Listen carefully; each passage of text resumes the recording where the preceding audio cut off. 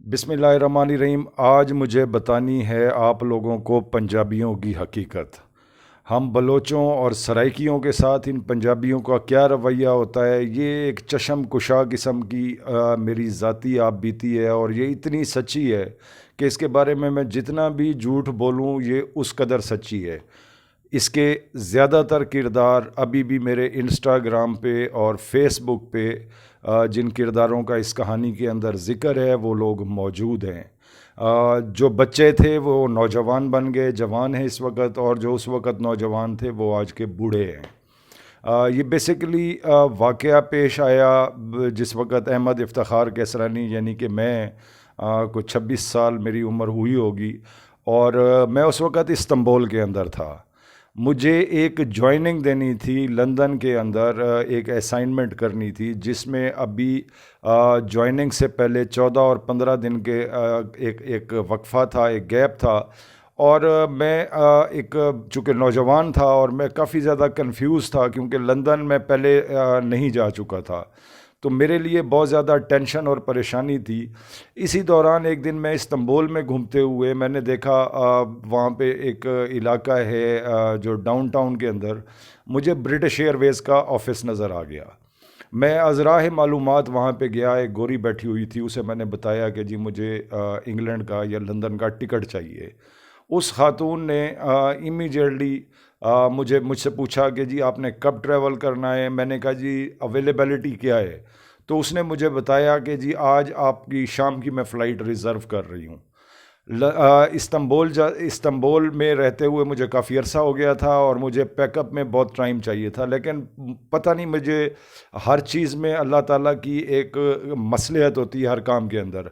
मुझे नहीं मालूम वो मैंने किस तरीके से उस खातून के कहने पे उसी दिन का मैंने इंग्लैंड का टिकट ले लिया, और वापस आके मैंने जल्दी, क्योंकि टाइम मेरे पास बहुत शॉर्ट था और मुझे इस्तांबुल के अंदर अपनी क्लोजिंग करनी थी, तो वो मैंने काफ़ी हरी के अंदर वो अपना तमाम वाइंड अप किया।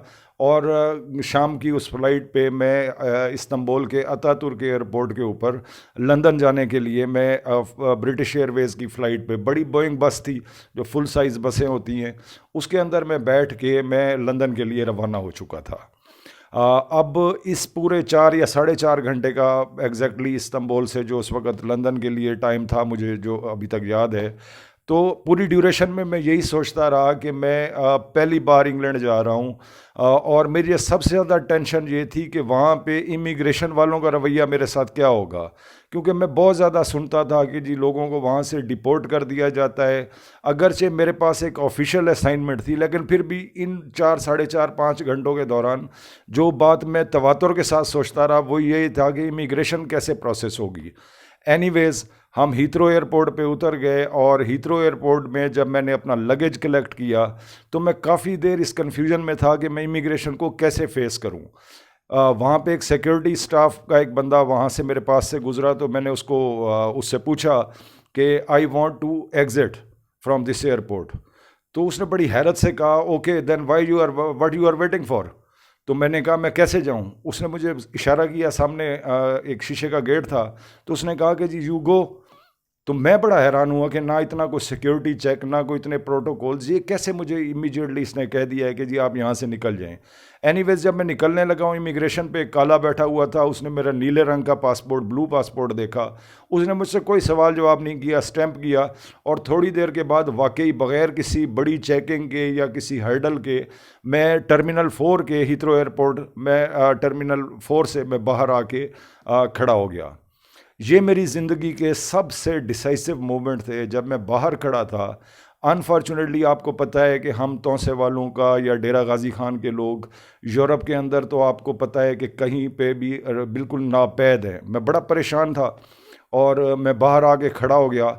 अब मुझे समझ ना आए कि ये कौन सी जगह है, लंदन, मुझे तो ये पता था कि ये लंदन है। तो काफ़ी देर के बाद मैं इसी सोच विचार में, उस वक्त इंटरनेट नहीं था, मैंने वहीं पे एक बूथ बना हुआ था, उसके अंदर मैंने कुछ कॉइन्स डाले और मैंने अपने घर वालिद साहब से मेरी बात हुई, वालिद मरहूम से।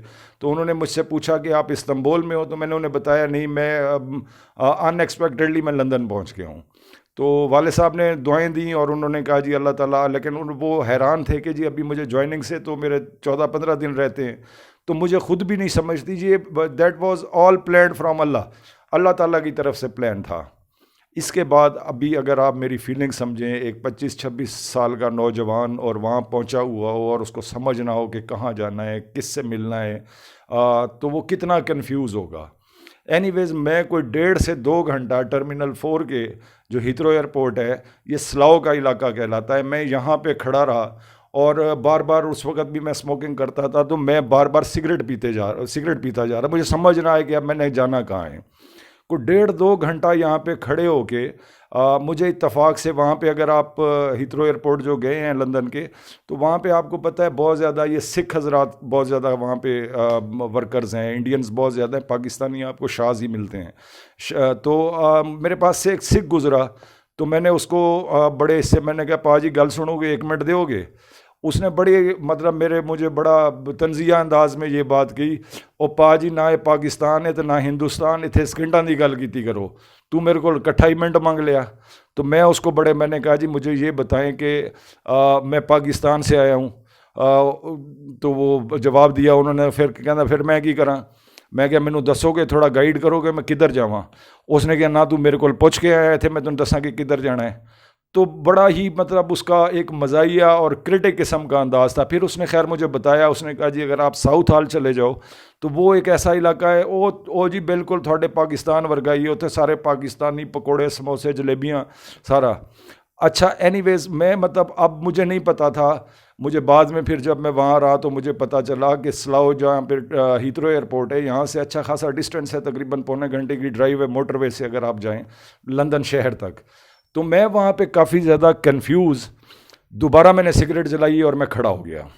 اب مجھے سمجھ نہ آئے کہ مجھے آگے کیا کرنا ہے. میں اچھا ساؤتھ ہال جاؤں گا تو مجھے اکموڈیشن کہاں ملے گی، کیا کروں گا اور کیسے کروں گا، یہ ساری کنفیوژن میرے ذہن میں اندر بلڈ ہوتی جا رہی تھی. میں یہیں پہ کھڑا ہوا. آپ کو پتہ ہے سگریٹ کے بہت سارے نقصانات بھی ہیں لیکن اس کے بہت زیادہ فوائد بھی ہیں. اور میں نے دوبارہ سگریٹ جلائی. اتنی دیر میں ایک وہاں پہ خاتون جو ایئرپورٹ سے باہر نکل رہی تھی، وہ جیسے ہی باہر نکلی ہیں تو آپ کو پتہ ہے کہ زیادہ تر جو اسموکر حضرات ہوتے ہیں باہر نکلتے ہی وہ سگریٹ جلانا چاہتے ہیں. تو میں چونکہ سگریٹ پی رہا تھا تو وہ خاتون میرے پاس آئیں اور اس نے مجھے کہا، مجھ سے لائٹر مانگا. Excuse me may you have a lighter please. تو میں نے اس کو دیا، اس نے چیز کیا. اور جب وہ جانے لگی ہے تو ایک دم سے، اب میں یہ کہہ رہا ہوں کہ یہ ڈیسائزو مومنٹ ہوتے ہیں جو اللہ کی طرف سے پلان ہوتے ہیں. لیکن اس کا ذکر آگے پنجابیوں کا آئے گا جو اصل کہانی ہے، جس میں تھوڑی سی آگے وہ چل کے سٹارٹ ہوگی. تو اس خاتون نے مجھ سے پوچھا کہ you are waiting for someone. تو اس کا پوچھنے کا مقصد نہیں تھا، لیکن میں نے کہا no it's not like that. تو اس نے کہا جی can I help you, do you want to know something, is there any problem with you. وہ مائکرو سیکنڈس کے اندر میں نے ڈیسائیڈ کیا. میں نے کہا یار میرے پاس تو کوئی آپشن نہیں ہے. تو اس گوری سے میں نے امیڈیٹلی میں نے کہا yes I do have some problem, if you can guide me please. تو اس نے کہا جی پوچھیں. میں نے اس کو پوری سٹوری بتائی کہ میں اس طرح آیا ہوں، مجھے 14-15 دن کے بعد جوائننگ دینی ہے سینٹرل لندن وکٹوریا کے اندر، اور مجھے نہیں پتا کہ میں کہاں جاؤں، اور یہ 14-15 دن میں کہاں رہوں گا. میں بہت زیادہ کنفیوز ہوں. اس نے کہا کہ جی آپ اپنا لگیج لو اور میرے ساتھ، وہاں پہ برٹش ایئر ویز کی بسیں چل رہی ہوتی ہیں جو آپ کو آگے کنیکٹیو مقامات پہ لے کر جاتی ہیں، جو ڈیفرنٹ سٹاپس ہیں، وہ شٹلز آپ ان کو کہہ لیں. تو اس نے مجھے کہا کہ آپ میرے ساتھ شٹل میں بیٹھو. تو میں بڑا پریشان ہوا. میں نے کہا یہ مجھے کہاں لے کر جا رہی ہے؟ اس نے کہا جی you don't worry and you just come with me. خیر میں اس کے ساتھ بیٹھ گیا ہوں. تھوڑے سے ہی فاصلے پہ، جو ہیتھرو کو جانتے ہیں، وہاں پہ ایک ٹریول لاج ہوٹل ہوتا تھا، اور وہ اس ٹریول لاج کے سامنے گئی. اب میں بڑا کنفیوز. میں نے کہا یہ مجھے ہوٹل میں ٹھہرانے جا رہی ہے 14-15 دن. آپ کو پتہ ہے انگلینڈ کافی ایکسپینسو ہے پاؤنڈس کے اندر جب آپ پے کرتے ہیں. تو میں اور زیادہ کنفیوز ہو گیا. تو اس نے بالکل سائلنٹلی وہ اندر گئی ریسیپشن پہ. اس نے اپنی کوئی فارمیلٹیز کی، میرا پاسپورٹ لیا، میری بھی انٹری کرائی، اور تھوڑی دیر کے بعد اس نے، جو ہمیں ویٹر تھا، اس نے ایک روم کے اندر ہمیں جا کے چھوڑ دیا. اب یہاں پہ اس نے کہا کہ جی now you may take rest if you want some coffee, اور just don't worry about anything. تو میں بڑا حیران تھا کہ یہ خاتون میرے ساتھ یہ اس طرح کیوں کر رہی ہے. جو مجھے سکھ نہیں لفٹ کرا رہا تھا تو یہ مجھے اپنے ساتھ یہاں پہ کیوں لائی ہے. قصہ مختصر اس کی سٹوری یہ تھی کہ وہ سوئٹزرلینڈ سے آئی تھی، اور 4 یا 5 دن اس کی ایک کانفرنس چل رہی تھی، اور وہ ایک ڈیلیگیٹ تھی یورپی یونین کی. تو وہ اس سلسلے میں وہاں پہ آئی تھی، اس نے مجھے دیکھا، اللہ نے اس کے دل میں ڈالا۔ ہم وہاں پہ 3 سے 4 دن اکٹھے رہے، اس دوران وہ میرے ساتھ ٹریول کرتی رہی، ہم ساؤتھ ہال کے اندر آئے۔ ساؤتھ ہال کے اندر ایک دن آتے ہوئے میرے دل میں بڑی خواہش تھی کہیں مجھے بلوچ مل جائیں، کوئی سرائکی مل جائیں، تاکہ میرے لیے کوئی آسانی یا گائیڈنس مجھے مل جائے۔ ایک دن ہم ساؤتھ ہال میں جا رہے تھے، تو ساؤتھ ہال کے اندر ایک بلوچ بچر شاپ لکھا ہوا تھا۔ میں نے اس گوری کو روکا، میں نے کہا I got my destination I think. اس نے کہا وٹ؟ میں نے کہا جی there is some tribe from my caste, I may talk with them, maybe they can help me out. تو میں اس کے پاس گیا ہوں اندر، ایک وہ آپ کو پتہ ہے وہاں کے جو بچر شاپس ہیں اس طرح کے کسائی نہیں ہوتے، تو وہاں پہ وہ سارے فریزر لگے ہوئے اور وہ ایک صاحب کاؤنٹر پہ بیٹھے تھے۔ میں نے اس کو جا کے اپنا انٹروڈکشن نہیں کروایا، میں نے اس کو بتایا کہ آر یو بلوچ؟ تو اس نے بڑا اسٹریٹ اوے کہا، اس نے کہا جی ہاں جی بلوچ ہوں۔ پھر میں نے کہا یار میں بھی بلوچ ہوں اور میں پاکستان سے آیا ہوں۔ اس نے کہا جی یہاں پہ بہت بلوچ پھیل رہے ہیں، آپ اپنا مقصد بیان کرو۔ میں بڑا حیران ہوا اس کا رویہ دیکھ کے۔ میں نے کہا کہ جی مجھے کچھ انفارمیشن۔ اس نے کہا جی نہ میرے پاس آپ کے لیے جاب ہے اور نہ میرے پاس اکموڈیشن ہے، یہاں پہ سارے پاکستانی اسی کام کے لیے آتے ہیں، میرے پاس یہ دونوں چیزیں نہیں ہیں۔ میں بڑا ڈسارٹ ہوا اور میں نے اس کو جاتے ہوئے بتایا، میں نے کہا یہاں پہ میں بہت ہی امپورٹنٹ اپوائنٹمنٹ پہ آیا ہوں، اور مے بی اگر آپ کو کبھی زندگی میں کام ہوگا تو میں فلاں آفس کے اندر ہوں گا اور مجھے 12-13 دنوں کے اندر جوائننگ دینی ہے۔ اس کے بعد اس کا رویہ ایک دم چینج ہو گیا، لیکن پھر بدلتے ہوئے رویوں کو میں کنسیڈر نہیں کرتا۔ میں خیر وہاں سے نکل آیا، 3-4-5 دنوں کے اندر اندر میں نے یہ ڈیسائیڈ کر لیا تھا کہ مجھے لندن میں نہیں رہنا۔ میں بہت زیادہ فرسٹریٹ تھا۔ وہ جو گوری جس کے ساتھ میں ٹریول لاؤنج کے اندر ٹھہرا ہوا تھا، وہ تمام ہم ایک کمرے میں رہ رہے تھے، اس نے تمام اس کے ایکسپینڈیچرز پے کیے، اور وہ بار بار مجھ سے پوچھ رہی تھی کہ آپ اپنا، میں چلی جاؤں گی تو آپ کیا کرو گے؟ وہ آج بھی میری دوست ہے، میرے ساتھ آج بھی ہم کانٹیکٹ کے اندر ہیں، اور اللہ تعالیٰ اس کو اجر عظیم دے جس طرح کی وہ خاتون تھی۔ بہرحال مجھے سمجھ نہ آئے، چوتھے دن جب وہ جانے لگی ہے تو میں بھی اپنا سامان وہاں سے پیک کر رہا تھا۔ تو وہ بڑی حیران ہوئی، اس نے کہا جی آپ کی تو جوائننگ میں ابھی ٹائم ہے۔ میں نے کہا جی I have change my mind, I am going back to Pakistan. تو وہ بڑی حیران تھی، وہ مجھے اس پہ لگی رہی کہ آپ میرے ساتھ سوئٹزرلینڈ چلے جاؤ، آپ یہاں پہ اگر اکیلا فیل کر رہے ہو تو میرے لیے وہ بھی مجھے سمجھ میں نہیں آیا کہ میں سوئٹزرلینڈ کیسے جاؤں۔ تو قصہ مختصر، میں نے فائنلی یہ ڈیسائیڈ کیا کہ مجھے واپس پاکستان چلے جانا ہے۔ وہاں پہ اس وقت لندن میں ایک مشتاق لاشاری صاحب پروفیسر ہوا کرتے تھے، اور ایک قیوم کیسرانی صاحب ہوتے تھے ریتڑا کے۔ ان سے خیر میری بعد میں ملاقات ہوئی، وہ میں کسی اور اس میں آپ کو بتاؤں گا کہ اس ملاقات کی کیا ڈیٹیل ہے۔ جس وقت وہ خاتون وہاں سے اس نے اپنی سوئٹزرلینڈ کی فلائٹ لی، تو میں بھی اس وقت باہر آ کے ٹرمینل سے باہر، جو ہوٹل سے باہر، میں شٹل سروس کا انتظار کر رہا تھا، اور اب مجھے پاکستان واپس چلے جانا تھا۔ میں وہ جاب بھی نہیں کرنا چاہ رہا تھا، میرا انتہائی بیڈ ایکسپیرینس تھا، ہوم سکنس ہو گئی تھی، بہت ینگ تھا اور میں بہت زیادہ پریشان تھا۔ اسی ڈیوریشن میں اپنا سامان لے کر بیٹھا ہوا ہوں، میں نے اپنی ٹکٹ کنفرم کروائی واپسی کی، اور میں آ کے وہاں بس کا انتظار کرنے بیٹھ گیا ہوں۔ اسی ڈیوریشن میں ایک شٹل بس سروس آتی ہے جو برٹش ایئر ویز کی وہاں پہ چل رہی ہوتی ہے، اور یہ تقریباً 11 ساڑھے 11 12 بجے کا ٹائم ہے۔ ٹرمینل 4 کے ساتھ ہی میں بیٹھا ہوں، ہوٹل کے باہر بیٹھا ہوں، ٹرمینل 4 میں مجھے جانا تھا۔ تو وہاں پہ ایک بس آ کے رکی، اور اس بس کا شاید وہ لنچ بریک کا ٹائم تھا، بس سائیڈ پہ آ کے کھڑی ہوگی، میں اکیلا بیٹھا ہوا تھا۔ تو وہاں پہ میں نے دیکھا ایک سمارٹ سا بندہ، اور وہ آیا ہے میرے پاس، میرے پیچھے سے آیا ہے۔ اس نے اپنا لنچ پکڑا ہوا تھا جس میں ایک مرنڈا تھی، اس کے پاس کوئی وہ سینڈوچز وغیرہ تھے۔ تو اس نے مجھے آتے انگلش میں پوچھا آر یو فرام انڈیا؟ میں نے اس کی طرف دیکھا، میں نے کہا no I am from Pakistan. اس نے کہا فرام وچ سٹی؟ تو میں نے اس کو امیڈیٹلی بتایا، میں نے لوگ نہیں جانتے، میں نے ملتان کہا۔ اس نے کہا یو پرٹیکولرلی فرام ملتان؟ میں نے کہا no I am actually from Dera Ghazi Khan. اس نے آگے ہاتھ کیا، اس نے کہا okay my name is Mishi and I am from Dina Jhelum. تو اس نے جو اپنا لنچ لیا ہوا تھا وہ فوری طور پہ میرے ہاتھ میں دے دیا۔ تو میں نے کہا جی میں I don't want to take, I have taken my breakfast. تو اس نے کہا نہیں آپ لو۔ تو اس نے وہ امیڈیٹلی مجھے دیا اور اپنے لیے لینے دوبارہ چلا گیا۔ تھوڑی دیر ایسے پوچھتا رہا آپ کیا کرتے ہو، میں نے اس کو کوئی ڈیٹیل نہیں بتائی۔ ایک دم اس بندے نے، یہاں سے آپ ذرا نوٹ کیجئے گا کہ اللہ تعالیٰ کس طرح مسبب الاسباب ہے، اس بندے نے ایک دم سے میری طرف دیکھا۔ اس نے کہا جی مین یو آر لکنگ وریڈ، آپ پریشان ہو، مجھے بتاؤ کیا مسئلہ ہے۔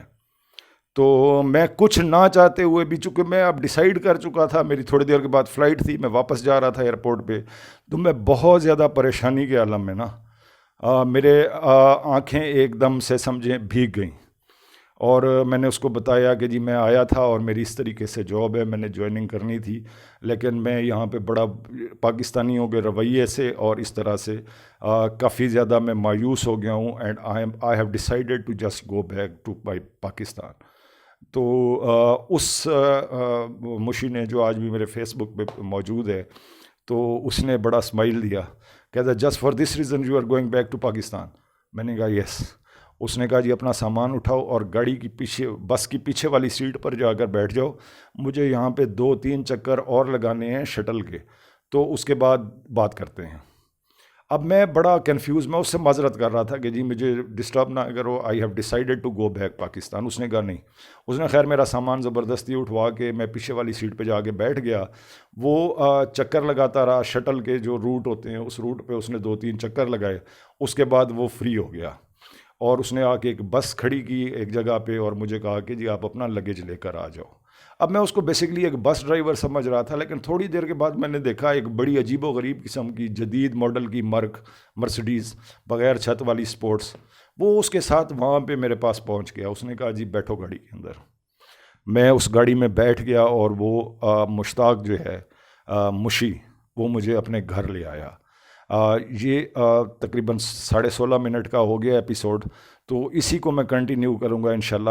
اس کا جو سیکنڈ ایپیسوڈ ہے، پوری سٹوری اور پنجابیوں کا میں جو آپ کو بتانا چاہ رہا ہوں کہ پھر اس مشی کی میری زندگی کے اندر کیا امپورٹنس رہی، اس نے مجھے وہاں پہ کس طرح لک آفٹر کیا، اس نے کس طرح اپنے بچے کا مبشر آج ماشاءاللہ سے وہ بہت ایک توپ چیز ہے اسلام کے اندر، وہ پولیٹکس کے اندر ہے. پچھلی گورنمنٹ کے اندر بھی وہ الیکٹڈ تھا، اس دفعہ بھی وہ الیکٹ ہوا ہے. وہ کل کا بچہ تھا، میرے ہاتھوں میں کھیلتا تھا، اور مشی آج ظاہر ایک مڈل ایج کا بندہ ہے.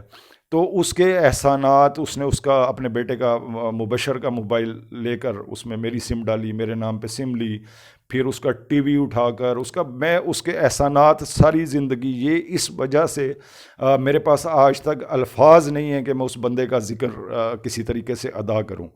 تو آج میں نے کچھ لفظوں کو ترتیب دیا ہے اس عظیم انسان کا ذکر کرنے کے لیے. مشتاق احمد جو میرے فیس بک پہ بھی موجود ہے، مشی ہم اس کو کہتے ہیں. ابھی چند ہی روز پہلے اس کی والدہ کی ڈیتھ ہوئی ہے، اور بہت زیادہ افسوس ہوا ہے مجھے اس پہ.